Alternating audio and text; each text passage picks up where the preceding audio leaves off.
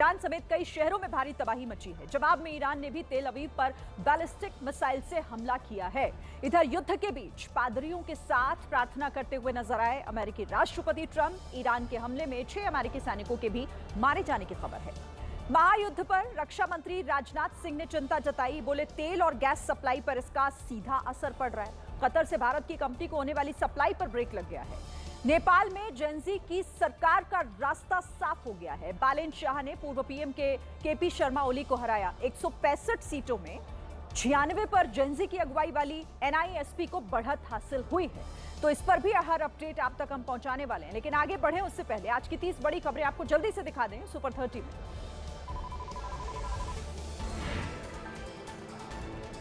America और Israel के हमले में ईरान का हमेदान एयरबेस तबाह, रनवे को पहुंचा नुकसान। ईरान की राजधानी तेहरान के पश्चिम में आईआरजीसी के मुक्कदाद अड्डे पर भी हुआ हमला। बेस पर हुए कई जोरदार धमाके। इसराइल ने ईरान के कई शहरों पर एयर स्ट्राइक की। तेहरान समेत कई शहरों में धमाके हुए। अमेरिका इसराइल के हमले में ईरान का आजादी स्पोर्ट्स कॉम्प्लेक्स पूरी तरह से तबाह हो गया है। अमेरिका की ईरान पर बड़ी स्ट्राइक, ईरानी ड्रोन कैरियर को किया तबाह। ईरान पर इजराइल और अमेरिका का डबल अटैक, कई इलाकों में गिराई मिसाइल। आईडीएफ ने लेबनान में हिजबुल्लाह के कई ठिकानों पर हमले किए। इजराइल के हमलों से दहला लेबनान, दक्षिणी लेबनान के शहरों पर एयर स्ट्राइक। बेरूत में ताबड़तोड़ हमले कर रही है आईडीएफ, कई रिहायशी इलाकों में बमबारी। बहरीन में तेल रिफाइनरी पर ईरान का बड़ा हमला, लगी भीषण आग। कुवैत में ईरानी सेना का बड़ा हमला, अमेरिकी एयरबेस अली अल सलेम को बनाया निशाना। ईरान ने इजराइल के कब्जे वाले क्षेत्रों को बनाया निशाना। खुर्रम शहर 4, खैबर और फतह मिसाइलों की बौछार। इजराइल पर ईरान के लगातार मिसाइल हमले जारी, मीडियम रेंज बैलिस्टिक मिसाइल से हमला किया। ईरान ने बहरीन के मनामा में दागी मिसाइल, 2 बड़े होटल्स को निशाना बनाया। इजराइल पर ईरान ने दागी बैलिस्टिक मिसाइल, इजराइल पर खैबर शेकर मिसाइल से ईरान का हमला। महायुद्ध के बीच इजराइल के जाफा शहर में हर तरफ पसरा सन्नाटा, जंग ने बदले हालात। ईरान के ड्रोन स्ट्राइक, यूएई ने फुजैराह ऑयल फील्ड को नुकसान पहुंचाया, सैटेलाइट तस्वीरें सामने आई। इजराइल के प्रधानमंत्री नेतन्याहू ने सुरक्षा को लेकर बड़ी बैठक की, आगे की रणनीति को लेकर चर्चा की गई। ईरान और अमेरिकी सेना की चेतावनी, ईरान के पास दुनिया का सबसे बड़ा एयरक्राफ्ट कैरियर तैनात। श्रीलंकाई नौसेना ने बचाई ईरानी नौसैनिकों की जान, हमले के बाद 32 लोगों की बची जान। फिलहाल खामेनेई के उत्तराधिकारी की घोषणा नहीं करेगा ईरान, सुरक्षा कारणों की वजह से लिया गया फैसला। ईरान के उप विदेश मंत्री सैयद खातिबजदेह से मिले भारत के विदेश मंत्री एस जयशंकर, मौजूदा हालातों को लेकर चर्चा हुई। ईरानी वॉरशिप को डुबाए जाने पर ईरान के डिप्टी विदेश मंत्री डॉक्टर सईद खतीबजादेह की बड़ी कड़ी प्रतिक्रिया, कहा जिसने भी ऐसा किया वो सजा का हकदार। हॉर्मुज स्ट्रेट के बंद होने से पाकिस्तान में पेट्रोल डीजल का संकट गहराया, कई प्रांतों में पंप खाली हैं। अफगानिस्तान की सेना ने दंड पत्तन खरलची सीमा पर की स्ट्राइक, सीमा पर मौजूद गेट को आईईडी से उड़ा दिया गया। मिडिल ईस्ट में जारी जंग पर रक्षा मंत्री राजनाथ सिंह का बड़ा बयान, कहा मिडिल ईस्ट के हालात और जटिल होंगे। उत्तर प्रदेश के अमेठी में जामा मस्जिद के सामने शिया मुसलमानों ने प्रदर्शन किया, ट्रंप और नेतन्याहू के खिलाफ नारेबाजी की। जम्मू कश्मीर के बारामूला में ईरान के समर्थन में प्रदर्शन, पुलिस फोर्स ने संभाला मोर्चा। दिल्ली के जामा मस्जिद में मुस्लिम समुदाय के लोगों ने अदा की जुमे की नमाज, जंग में ईरान का साथ देने की मांग। दिल्ली में शिया मुसलमानों ने ईरान के सुप्रीम लीडर खामेनेई की मौत के खिलाफ प्रदर्शन किया।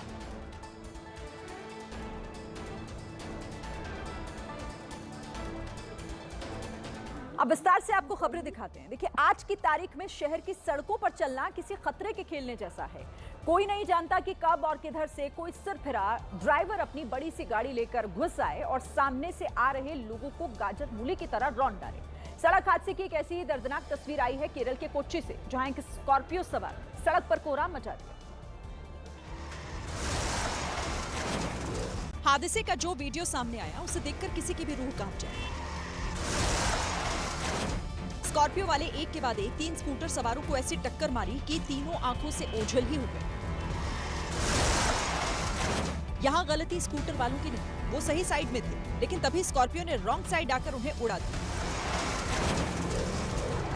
हादसे से 2 सेकंड पहले सभी स्कूटर सवारों ने सामने से आ रहे खतरों को भांप लिया था। उन्होंने ब्रेक भी लगाए, लेकिन तभी स्कॉर्पियो आई और सबको उड़ाते हुए आगे बढ़ गई। सबसे पीछे वाले स्कूटर पर बैठा शख्स मौके पर कूदकर किनारे। Hello hello.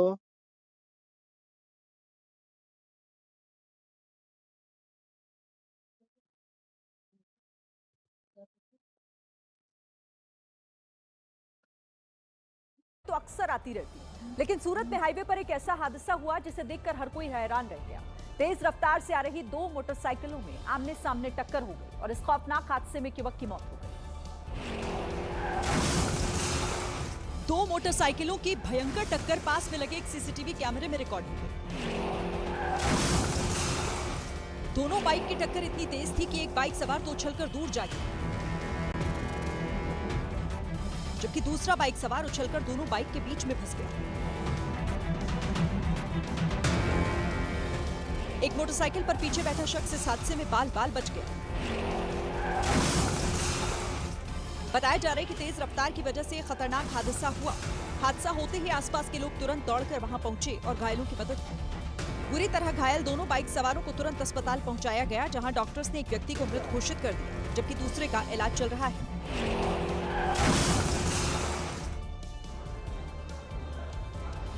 जब अमेरिका और इजराइल ने हमला किया तो उन्हें लगा कि ईरान तो फ्लावर, उसे एक झटके में मसल दिया जाएगा। लेकिन जब ईरान ने पलटवार किया तब अमेरिका और इजराइल को यह समझ आया कि ईरान फ्लावर नहीं बल्कि फायर है। ईरान ने यह साफ कर दिया है कि वो इस महायुद्ध में न तो झुकेगा और न ही रुकेगा। ये ईरान का पलटवार है। इजराइल पर हमले के लिए ईरान ने अपने बेड़े से खैबर शेकिन मिसाइल निकाली है, जिसका टारगेट है तेल अवीव। ईरान ने तेल अवीव के कई ठिकानों पर मिसाइल से धावा बोला। इस वीडियो में ईरान तेल अवीव शहर के ऊपर मिसाइलों के जरिए क्लस्टर बम छोड़ रहा है। यही नहीं, ईरान मिसाइलों के साथ साथ ड्रोन भी तेल अवीव की तरफ भेज रहा है। तेल अवीव इजराइल का दिल है। ये इजराइल का वाणिज्यिक केंद्र है, जहाँ हो रहे हमले इजराइल की सत्ता पर सीधी चोट पहुँचा रहे हैं। ईरान चारों तरफ से दुश्मनों से घिरा हुआ है, इसलिए वो उन देशों में भी लगातार बमबारी कर रहा है जो अमेरिका की मदद कर रहे हैं। और यही वजह है कि ईरान ने कुवैत के अमेरिकी अली अल सलेम एयरबेस पर भी जबरदस्त हमला किया है। ईरान ने अली अल सलेम एयरबेस पर एक के बाद एक कई मिसाइलें दागी, जिससे पूरा एयरबेस धधक उठा। अमेरिकी एयरबेस पर किया गया हमला इतना जोरदार था कि आसपास के इलाके दहल गए। वहां से निकल रही आग की ऊंची ऊंची लपटें दूर से ही नजर आ रही थी। इससे पहले भी ईरान ने कुवैत में अमेरिकी बेस को निशाना बनाया था, जहां भारी तबाही हुई थी। खबर है कि ईरान के हमले के बाद अमेरिका ने कुवैत स्थित दूतावास से अपने लोगों को निकल जाने का निर्देश दिया है। ईरान खाड़ी देश के अपने दुश्मनों की आर्थिक रीढ़ पर प्रहार कर रहा है। वो एक एक कर उनके आर्थिक ठिकानों को तबाह कर रहा है और इसी कड़ी में ईरान ने फिर से बहरीन पर मिसाइलों से अटैक किया और वहां जबरदस्त तबाही मचाई है। इस बार ईरान के हमले में निशाने पर थी बहरीन की सरकारी तेल रिफाइनरी बापको।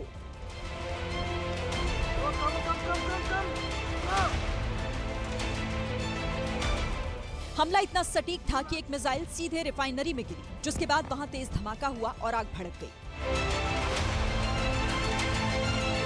ये रिफाइनरी बहरीन के सितरा इलाके में मौजूद है। दावा किया गया कि इस हमले में किसी की जान नहीं गई और जल्द ही आग पर काबू पा लिया गया।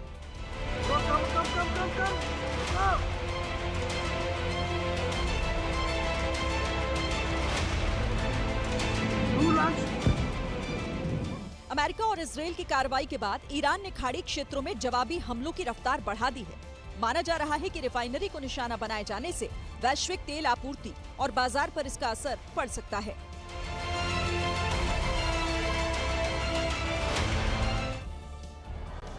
अब हालात ये हैं कि तमाम मिडिल ईस्ट के देशों को अब आर्थिक और सुरक्षा दोनों मोर्चों पर चुनौती का सामना करना पड़ रहा है, क्योंकि ईरान किसी को भी छोड़ने के मूड में तो नहीं है।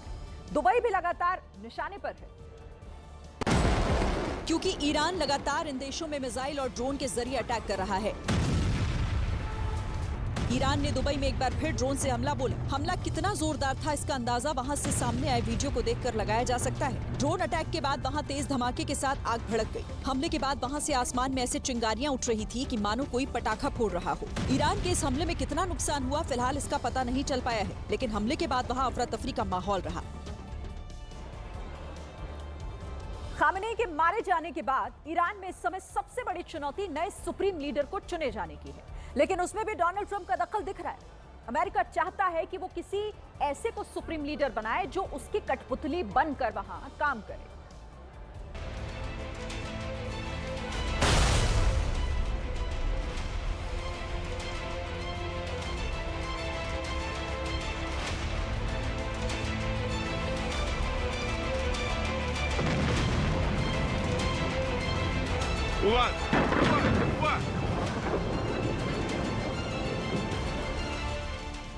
आयतुल्लाह अली खामेनेई के निधन के बाद ये सवाल सबके मन में था कि ईरान का नया सुप्रीम लीडर कौन होगा।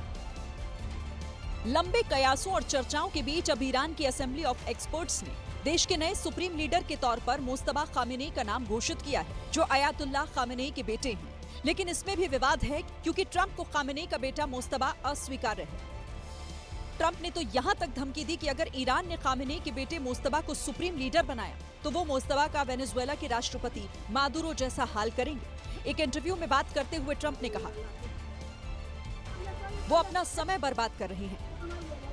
खामेनेई का बेटा कमजोर है, मुझे नियुक्ति में शामिल होना होगा, जैसे वेनेजुएला में डेल्सी के मामले में हुआ था। खामेनेई का बेटा मुस्तफा मुझे बिल्कुल पसंद नहीं। हम ऐसा व्यक्ति चाहते हैं जो ईरान में सद्भाव और शांति लाए। ट्रंप के तेवर देखकर लग रहा है कि अभी ट्रंप परमाणु संधि के लिए ईरान से लड़ रहे थे और अब सुप्रीम लीडर की नियुक्ति पर तकरार छिड़ेगी। लेकिन ये तकरार कहां तक जाएगी और ईरान का इसमें क्या रुख होगा, ये देखने वाली बात होगी। देखिए, ये तो साफ है कि ईरान ना तो झुकने को तैयार है और ना ही रुकने को। ईरान ने इजराइल पर रात भर मिसाइलों से अटैक किया। ईरान के हमलों से तेल अवीव में दहशत फैल गई। तस्वीरों को देखकर ऐसा लगा मानो इजराइल को ईरान के इस पलटवार की उम्मीद ही नहीं थी। यही नहीं, ईरानी मिसाइलों ने इजराइल के एयर डिफेंस सिस्टम को ही नाकाम कर दिया। पूरी रात सितारों की तरह तेल अवीव के आसमान पर ईरानी मिसाइल दिखाई दी। और इसका असर क्या हुआ, इसके लिए इन तस्वीरों को देखिए।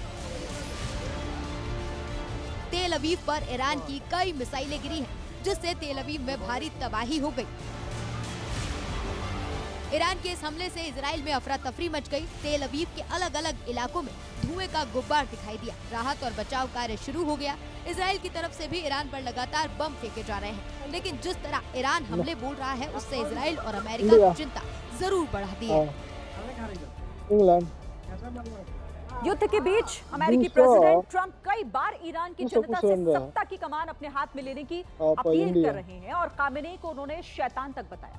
लेकिन इसके उलट ईरानी जनता ने अमेरिका और इजराइल के खिलाफ एकजुट होती हुई दिखाई दे रही है, जिसकी सबसे नई तस्वीर ईरान के कोम शहर से सामने आई है। यहाँ सैकड़ों की संख्या में ईरानी लोग खामेनेई की तस्वीर के साथ सड़क पर उतरे। मुश्किल वक्त में एकजुटता की तस्वीर पेश की। अमेरिका और इजराइल के खिलाफ नारे लगाए। इसके साथ ही संदेश दिया कि वो ईरान की मौजूदा शासन व्यवस्था के साथ है और वो अपने देश में किसी दूसरे का हस्तक्षेप बर्दाश्त नहीं करेंगे। ईरान के कोम शहर ही नहीं, दूसरे शहरों में भी अमेरिका और इजराइल के हमलों के विरोध में प्रदर्शन हो रहे हैं। देखिए, ईरान के खिलाफ इजराइल और अमेरिका ने प्रण ले रखा है कि जब तक तोड़ेंगे नहीं तब तक वो छोड़ेंगे नहीं, और इसीलिए इजराइल न सिर्फ लगातार बमबारी कर रहा है बल्कि इसका वीडियो जारी कर दुनिया को अपनी ताकत का एहसास भी करा रहा है। आपके सामने जो वीडियो है उसे इजराइल फोर्स ने ही रिलीज किया है। इजरायली एयरफोर्स चुन चुनकर ईरानी सेना के ठिकानों पर बम वर्षा कर रही है। सैटेलाइट से ली गई इन तस्वीरों में ईरानी सेना की एक टुकड़ी पर हमला हुआ। धमाके से पूरा इलाका दहल गया। इसके बाद इजराइल ने ईरान के एक सैन्य वाहन को निशाना बनाया। तस्वीरों को देख साफ है कि ईरान के खिलाफ इजराइल ने हमलों की नई सीरीज शुरू की है और इस मिशन में ईरानी सैनिकों के लिए खुद को बचाना मुश्किल हो रहा है। इजरायली सेना के मुताबिक उसने ईरान के 200 ठिकानों पर बमबारी की है। ईरान पर अब तक 2500 से ज्यादा हमले वो कर चुका है। बयान में 6000 से ज्यादा हथियार गिराने के साथ साथ 60% बैलिस्टिक मिसाइल लॉन्चर भी नष्ट करने का दावा किया गया है। भले ही इजराइल और अमेरिका ईरान पर जबरदस्त प्रहार कर रहे हों, लेकिन जिस तरह ईरान ने अभी तक पलट कर वार किया है, उससे ये संघर्ष अभी और लंबा खिंचने की आशंका है। जब युद्ध शुरू हुआ था तो अमेरिका खामेनेई को और ईरान के सुप्रीम कमांडर्स को टारगेट कर रहा था, इस मकसद से कि खामेनेई के शासन का अंत हो जाए। लेकिन अब ये जंग उससे कहीं और ज्यादा आगे बढ़ चुकी है। अमेरिका के निशाने पर अब ईरान की सेनाएं हैं, खास तौर पर नेवी।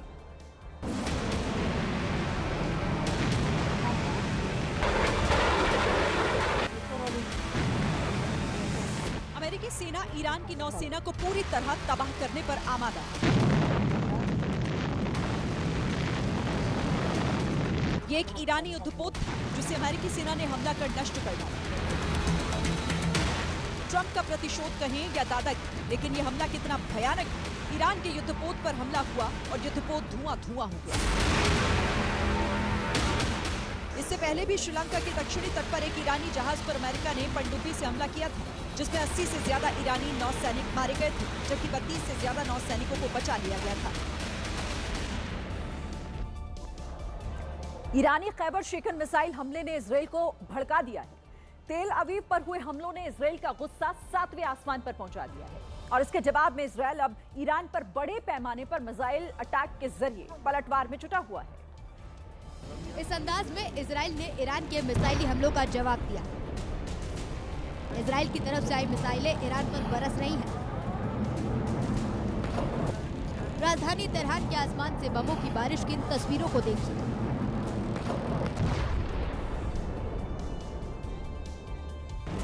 रात के अंधेरे में हुई इस एयर स्ट्राइक में हर तरफ काला धुआं आ गया। आग की तेज लपटों ने पूरे इलाके में घुसपैठ कर ली। इजराइल का यह हमला इतना भीषण और भयानक था कि काफी देर तक तेहरान धमाकों की आवाज से कांपता रहा। इजराइल ने इसी तरह की मिसाइलें तेहरान के कई इलाकों में मारी हैं। आखिर ईरान की खैबर शेकन मिसाइल है क्या, जिसके हमले के बाद इजराइल भड़क गया और उसने ईरान पर हमलों का नया दौर शुरू कर दिया है? तो आइए खैबर शेकन मिसाइल के बारे में आपको विस्तार से जानकारी देते हैं। खैबर शेकन मिसाइल बेहद खतरनाक और क्लस्टर बम से लैस है। क्लस्टर बम का मतलब यह हुआ कि एक साथ कई बम जो बड़े इलाके में बड़ी तबाही मचाने का काम करते हैं। देखिए, खैबर शेकन मिसाइल में 1450 किलोमीटर की रेंज तक मारने की कुव्वत होती है। इसको लॉन्च करने में सिर्फ 15 मिनट का ही समय लगता है। ये मिसाइल डिफेंस सिस्टम को भी चकमा देने में सक्षम है। इस बीच इजराइल की सेना ने लेबनान की राजधानी बेरूत पर जोरदार हमला किया। बेरूत के दक्षिणी उपनगरों में इजरायली सेना ने इतने बम गिरा दिए कि पूरा इलाका बमों की आवाज से गूंज उठा। इजरायली वायुसेना ने घनी आबादी वाले बेरूत के दक्षिणी उपनगरों को निशाना बनाते हुए सिलसिलेवार हमले किए। इस हमले में वहां की कई इमारतों में आग लग गई। लगातार हो रही बमबारी के कारण हजारों लोगों को अपने घर छोड़ने के लिए मजबूर होना पड़ा। हमले की वजह से लोगों को अपना सामान समेटने तक का मौका नहीं मिला और अपना घर-बार छोड़कर सुरक्षित जगहों पर शिफ्ट होना पड़ा।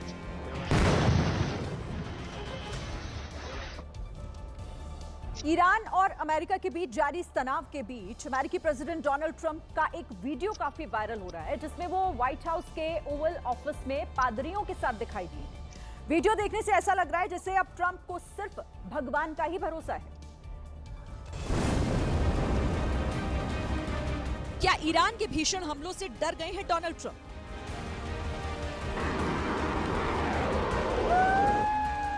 मिडिल ईस्ट के युद्ध में ट्रंप को अब अपनी हार का डर सता रहा है। पादरियों के साथ ट्रंप क्या प्रार्थना कर रहे हैं? क्या जंग जीतने के लिए जादू टोना कर रहे हैं ट्रंप? ये सवाल इसीलिए क्योंकि एक तरफ भीषण जंग चल रही है, दूसरी तरफ ओवल ऑफिस की ये तस्वीरें कुछ और कहानी बयां कर रही हैं। दरअसल पादरियों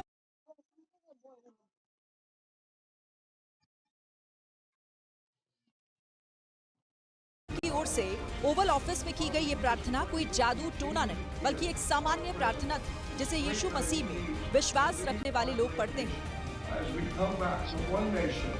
जंग को 7 दिन बीत चुके हैं। दोनों तरफ से मिसाइलों और बम गिराने का सिलसिला जारी है, लेकिन कोई रुकने को तैयार नहीं। दावा है कि इस युद्ध में सबसे ज्यादा नुकसान ईरान का हुआ है, जिसमें उसके न केवल कई सैनिक मारे गए, बल्कि IRGC के टॉप कमांडर भी ढेर हुए। वहीं ईरान ने भी मिडिल ईस्ट में अमेरिका के कई बेस को निशाना बनाया, जिसमें उनके 6 सैनिक मारे गए। Liberty and justice for all. We pray your heavenly blessing upon him in Jesus' name. तो ट्रंप अब ये लड़ाई अब भगवान और कुर्दों के भरोसे लड़ना चाहते हैं, क्योंकि जमीन पर अमेरिकी सेना ईरानियों से लड़ाई नहीं लड़ पाएगी। इसीलिए अमेरिकी राष्ट्रपति ट्रंप ने कुर्दों से मदद मांगी है। और अगर ऐसा हुआ तो ईरान में पहले से भी ज्यादा तबाही मच सकती है, क्योंकि कुर्द विद्रोही शुरू से ही ईरानी शासन के खिलाफ रहे हैं। ऐसे में वो अगर जंग में शामिल हुए तो ईरान की मुश्किलें बढ़नी तय है।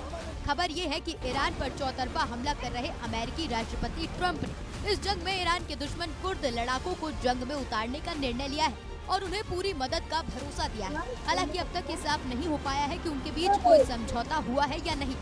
वहीं ईरान ने इराक के कुर्दिस्तान क्षेत्र में मौजूद कुर्द संगठनों के ठिकानों को निशाना बनाना शुरू कर दिया है। रिपोर्ट के मुताबिक ईरानी मिसाइल कुर्दिस्तान क्षेत्र के शहर सुलेमानिया तक पहुंची और भारी तबाही मचाई। जानकारों का मानना है कि अगर कुर्द समूह उत्तरी ईरान में सक्रिय हो जाते हैं तो वहां एक ग्राउंड बफर जोन बनाया जा सकता है, जिससे अमेरिका और इजराइल को फायदा होगा। लेकिन खबर यह है कि कुर्दिस्तान रीजनल गवर्नमेंट ने ट्रंप के प्रस्ताव को खारिज कर दिया है।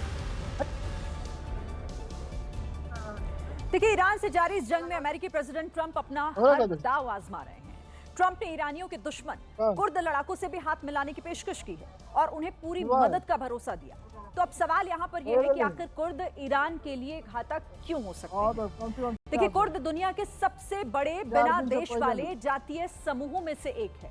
इनकी आबादी 3 करोड़ से भी ज्यादा हो सकती है।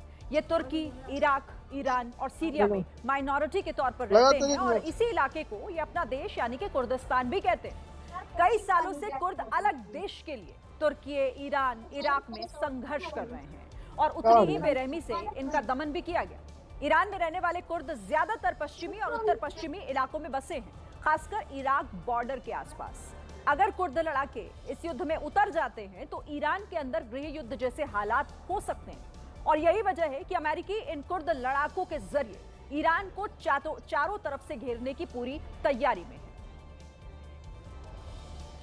महायुद्ध की वजह से भारत में गैस सप्लाई पर असर पड़ना भी शुरू हो गया है। रसोई गैस से लेकर पाइप्ड गैस और उद्योगों तक ऊर्जा की पूरी सप्लाई चेन दबाव में आ गई है। अगर तनाव लंबा खिंचा तो भारत में ईंधन महंगा होने और कई उद्योगों के प्रभावित होने की भी आशंका बढ़ गई है। ईरान अमेरिका युद्ध का असर अब भारत की गैस सप्लाई पर भी देखने को मिल रहा है। कतर ने युद्ध की वजह से LNG की सप्लाई रोक दी है। इससे भारत समेत कई देशों के लिए गैस सप्लाई पर बड़ा खतरा पैदा हो गया है। भारत के पास फिलहाल ईंधन का स्टॉक 6 से 8 हफ्तों का बताया जा रहा है, लेकिन LNG के मामले में स्थिति उतनी मजबूत नहीं है, क्योंकि LNG का बड़े पैमाने पर स्टॉक करना मुश्किल होता है। पेट्रोलियम मंत्रालय के सूत्रों के मुताबिक अगर कतर का उत्पादन 7 से 10 दिनों में बहाल हो जाता है तो स्थिति संभाली जा सकती है, लेकिन अगर संकट लंबा चला तो भारत को LNG की आपूर्ति के लिए वैकल्पिक स्रोतों की तलाश करनी पड़ेगी। वहीं LNG की सप्लाई रोके जाने के बीच खबर है कि सरकारी गैस कंपनी गेल इंडिया लिमिटेड ने कुछ सेक्टरों में गैस सप्लाई 40% तक घटा दी है। दावा है कि अगले हालात बिगड़ने पर LNG की सप्लाई और घटाई जा सकती है, जिसका सीधा असर उद्योगों में देखने को मिल सकता है। बता दें कि LNG स्वीकृत प्राकृतिक गैस है, जिसका मुख्य रूप से उपयोग बिजली उत्पादन उद्योगों में ईंधन, भारी वाहनों और समुद्री जहाजों को चलाने के लिए किया जाता है। भारत में सालाना LNG की खपत लगभग 27 मिलियन टन से अधिक है और देश अपनी जरूरतों का लगभग 40-50 हिस्सा कतर जैसे देश से आयात करता है। ऐसे में अगर कतर ने 7-8 दिनों में LNG की सप्लाई बहाल नहीं की तो भारत में इसका असर सीधे तौर पर दिखाई देगा। अमेरिका ईरान के बीच युद्ध तो मिडिल ईस्ट में हो रहा है, लेकिन युद्ध का असर हमारे आपके किचन से लेकर खेत खलिहानों तक दिखने लगा है और आने वाले दिनों पर यह और ज्यादा बढ़ेगा, क्योंकि ऑल इंडिया दाल मिल एसोसिएशन का दावा है कि 1-2 दिनों में अगर युद्ध खत्म नहीं हुआ तो अरहर, उड़द और मसूर जैसी दालें महंगी हो जाएंगी, क्योंकि दालों का आयात म्यांमार, कनाडा और कुछ अफ्रीकी देशों से होता है। किचन की बात अगर की जाए तो युद्ध का असर एलपीजी गैस सिलेंडर पर भी पड़ेगा और एलपीजी गैस सिलेंडर भी महंगा होने की आशंका है क्योंकि भारत में एलपीजी खाड़ी देशों से आती है। युद्ध का असर खेत खलिहानों पर कैसे पड़ेगा क्योंकि भारत बड़े पैमाने पर यूरिया का आयात भी करता है। इसके अलावा युद्ध का असर भारत की कई बड़ी ऑटो कंपनियों के जैसे कि टाटा, महिंद्रा, मारुति पर भी देखने को मिलेगा क्योंकि इन कंपनियों ने मिडिल ईस्ट के लिए अपनी कारों की सप्लाई रोक दी है। युद्ध के चलते सोने चांदी की कीमतों में भी उछाल देखने को मिल सकता है। इसके अलावा पेट्रोल डीजल की कीमतों में भी बढ़ोतरी संभव है। वहीं युद्ध की वजह से शेयर बाजार में भारी गिरावट देखने को मिल सकती है। मिडिल ईस्ट में चल रहे युद्ध को करीब 7 दिन बीत चुके हैं और इस बीच ट्रंप से जब युद्ध की समय सीमा के बारे में सवाल किया गया तो उन्होंने कहा कि अभी ये लंबा चलेगा। ईरान ने भी कहा कि वो पीछे हटने वाला नहीं है।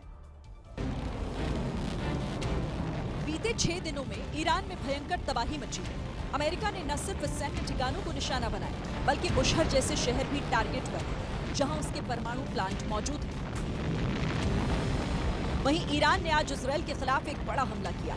ईरान की इस्लामिक रिवॉल्यूशनरी गार्ड कोर ने इजरायल की ओर खुर्रम शहर 4 नाम की भारी बैलिस्टिक मिसाइलें दागी। इस बीच टाइम पत्रिका को दिए गए एक इंटरव्यू में राष्ट्रपति ट्रंप से पूछा गया कि ईरान के साथ अमेरिका का युद्ध कितने समय तक चल सकता है तो उन्होंने कहा, मेरे लिए किसी भी काम की कोई सीमा नहीं है, मैं इसे पूरा करना चाहता हूँ। जैसा कि मैंने कहा कि कुछ लोग मरेंगे, जब आप युद्ध में जाते हैं तो कुछ लोग मरते ही हैं। उधर ईरान ने भी अमेरिका को साफ लहजे में चेतावनी देते हुए कहा कि अब युद्ध में उन हथियारों का इस्तेमाल किया जाएगा जो अब तक दिखे ही नहीं। So there is no request for a ceasefire by us, and there is no request for the negotiation with the US from us. We have never sent any messages to them. So you can see, the quality of our missiles, how much they are upgraded after the last war, because we learned lots of lessons. And we are prepared for any other eventuality. इस बीच खबरें ये भी हैं कि America और Israel दोनों मिलकर Iran पर ग्राउंड ऑपरेशन कर सकते हैं।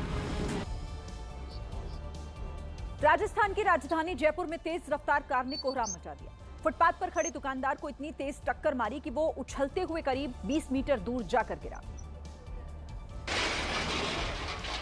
जैसे ही टक्कर हुई दुकानदार हवा में उछल गया और इस हादसे में उसकी छोटी दुकान भी बिखर गई। हादसे का ये वीडियो जयपुर के बगरू इलाके का है। फुटपाथ पर सामान रखकर बेचने वाला दुकानदार वहां टहल रहा था। इस बीच अनियंत्रित कार आई और मुसीबत बनकर टूट पड़ी। इस हादसे के बाद दुकानदार को तुरंत अस्पताल में भर्ती कराया गया। वहीं कार में सवार 2 लोग मौका देखकर फरार हो गए, लेकिन गाड़ी नंबर से उनकी पहचान कर ली गई है। उत्तर प्रदेश के गाजियाबाद में ऐसी आग लगी जिसने दूर दूर तक दहशत फैला दी। ये आग कितनी विकराल थी इसका अंदाजा आप इसी बात से लगा सकते हैं कि आग बुझाने के लिए फायर ब्रिगेड की कुल 20 गाड़ियों को बुलाना पड़ा। लेकिन फिर भी आग नहीं बुझी क्योंकि आग लगी ही इतनी भयानक। ऐसे लगा जैसे जंगल में आग फैली हो। आग पेंट फैक्ट्री में लगी, जिस वजह से आग की चिंगारी से ज्वाला बनने में बिल्कुल देर नहीं लगी। आग की तेज लपटें दूर दूर तक फैली और उसकी चपेट में एक स्क्रैप गोदाम भी आ गया। पेंट और स्क्रैप के गोदाम में लगी आग से पूरे इलाके में हड़कंप मच गया क्योंकि जिस जगह आग लगी थी वहाँ कई फैक्ट्रियाँ थी। तेजी से राहत और बचाव का अभियान शुरू हुआ। दूसरे जिलों से फायर ब्रिगेड की गाड़ियां मौके पर बुलाई गई। घंटों की मशक्कत के बाद आग को बुझा दिया गया, लेकिन तब तक लाखों का नुकसान हो चुका था। आग कैसे लगी इसकी जांच जारी है। अमेरिका, इजरायल और ईरान के बीच जारी युद्ध की वजह से पिछले 7 दिनों में ही तेल के दाम 13% तक उछल चुके हैं। यह खबर भारत के लिहाज से इसलिए भी महत्वपूर्ण है क्योंकि अगर ये युद्ध लंबा खिंचा। अच्छा, इस बीच एक बड़ी खबर आ रही है। जंग में नए ड्रोन इस्तेमाल कर रहा है ईरान। शाहिद ड्रोन के अलावा अर्श का भी इस्तेमाल किया जा रहा है। 150 किलो तक बारूद ले जा सकता है ये अर्श। आपको ये भी बता दें कि कुवैत में अर्श ड्रोन से हमला किया गया था ईरान की तरफ से और 2000 किलोमीटर तक अर्श ड्रोन की रेंज है। तो जंग में अब नए हथियारों का भी इस्तेमाल ईरान की तरफ से किया जा रहा है और उसी दिशा में उसने इस नए ड्रोन जिसका नाम अर्श है और इसकी काबिलियत हम आपको बता रहे हैं, इसकी क्षमता 150 किलो तक ये बारूद ले जाने में सक्षम है और साथ ही 2000 किलोमीटर तक इसकी रेंज है।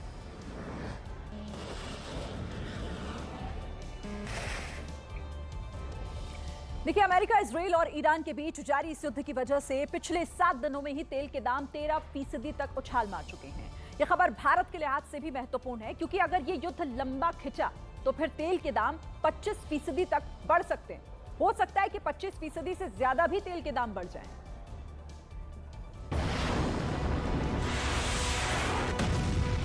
अमेरिका, ईरान और इजराइल के बीच जारी युद्ध भारत की धड़कनें बढ़ा रहा है। आम पब्लिक से लेकर हर कोई बस एक ही सवाल पूछ रहा है कि अगर युद्ध नहीं रुका तो क्या होगा। मीडिया रिपोर्ट से पता चलता है कि युद्ध सर्दियां शुरू होने तक खिंच सकता है, यानी कि सितंबर-अक्टूबर तक, और यही चिंता भारत को खाए जा रही है, क्योंकि तेल के दाम युद्ध शुरू होने से लेकर अब तक पिछले 7 दिनों में 13% तक बढ़ चुके हैं। अंतर्राष्ट्रीय बाजार में ब्रेंट क्रूड की कीमतें 82 प्रति बैरल के आसपास पहुंच गई हैं। साल 2024 के बाद ये पहली बार है जब कच्चा तेल सबसे ज्यादा महंगा हुआ है। यदि हम स्ट्रेट ऑफ हार्मोज या पूरे पर्शियन गल्फ क्षेत्र को देखें तो यह विश्व की एनर्जी सिक्योरिटी का एक अत्यंत महत्वपूर्ण क्षेत्र है। जब इस क्षेत्र में डिस्टर्बेंस या डिसरप्शन होता है, उसका सीधा असर ऑयल और गैस की सप्लाई पर पड़ता है। अभी तो भारत के पास तेल का पर्याप्त भंडार है, लेकिन सवाल ये कि ये भंडार आखिर कब तक रहेगा, क्योंकि ईरान के पास स्थित होर्मुज स्ट्रेट से ही दुनिया का 20% तेल आता है। लेकिन युद्ध शुरू होने की वजह से होर्मुज स्ट्रेट पर जहाजों की आवाजाही बंद पड़ी है। तेल की सप्लाई में लगे भारत के 37 जहाज और करीब 1109 नाविक भी वहां फंसे हैं। एक्सपर्ट्स का कहना है कि अगर ये रास्ता बंद रहा तो रोजाना 80 लाख से 100 लाख बैरल तेल की कमी हो जाएगी, और इस कमी को पूरा करना भारत तो क्या किसी भी देश के लिए नामुमकिन होगा।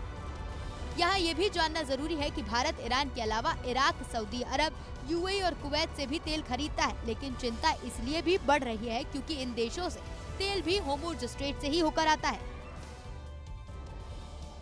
अब गहराते तेल संकट को दूर करने के लिए भारत को सिर्फ अपने सदाबहार दोस्त रूस का ही सहारा है। बड़ी बात यह है कि मुश्किल की इस घड़ी में एक बार फिर रूस ने यह साबित कर दिया है कि वो भारत का सबसे अच्छा दोस्त है, क्योंकि एक तरफ पूरी दुनिया में तेल संकट गहरा रहा है तो रूस ने भारत को तेल पर अच्छा ऑफर भी दिया है।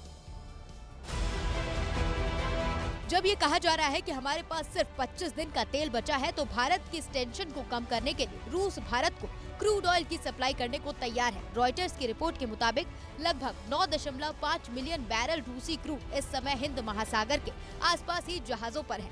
खबर ये है कि तेल रूस जल्द ही भारतीय रिफाइनरी तक पहुंचा सकता है।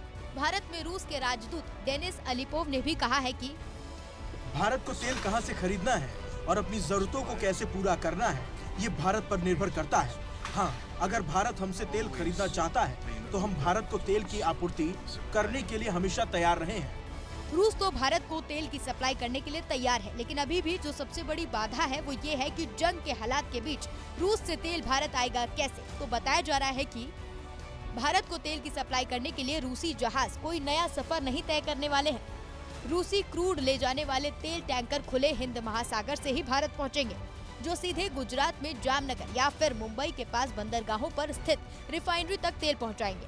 खबर तो ये भी आ रही है कि रूस ने तेल टैंकर वाले अपने कुछ जहाजों को भारतीय पोर्ट की तरफ मोड़ने का फैसला भी कर लिया है।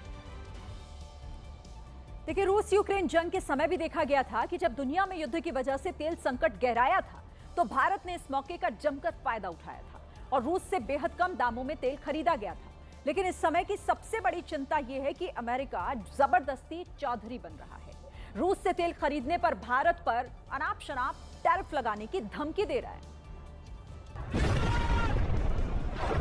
भारत की हमेशा से स्वतंत्र विदेशी नीति रही है कि भारत अपनी जरूरतों को बिना किसी दबाव के पूरा करता रहा है, लेकिन पिछले कुछ महीनों से अमेरिका का दखल बढ़ा है।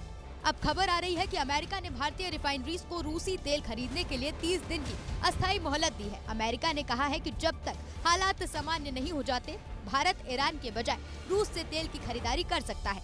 हालांकि 30 दिन की अमेरिकी मोहलत से विपक्ष भड़क गया। कांग्रेस ने मोदी सरकार पर निशाना साधा है। कांग्रेस का कहना है कि हमारे आत्मनिर्भर भारत और हमारी स्वतंत्र विदेश नीति का क्या हुआ और हम पर हुक्म चलाने वाला अमेरिका कौन होता है। हम क्या इतने बड़े गुलाम हो गए कि हस्ताक्षर से पहले ही दब गए, बिछ गए कि साहब आप भीख दे दीजिए, 30 दिन की हमें भीख मिल गई, हम खुश हो गए, साहब नाच रहे हैं। अमेरिका कौन होता है? हमें सर्टिफिकेट देगा 30 दिन के लिए आप खरीद सकते हैं, 30 दिन के बाद आप नहीं खरीदेंगे, नहीं खरीद पाएंगे, आपको अनुमति नहीं है। क्या ठेकेदारी अमेरिका ने लिया है। हमारे प्रधानमंत्री चुप क्यों हैं? हमारे विदेश मंत्री क्यों चुप हैं?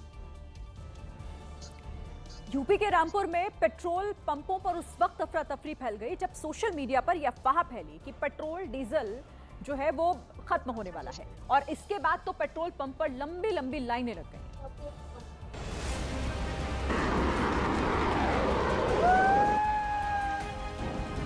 यार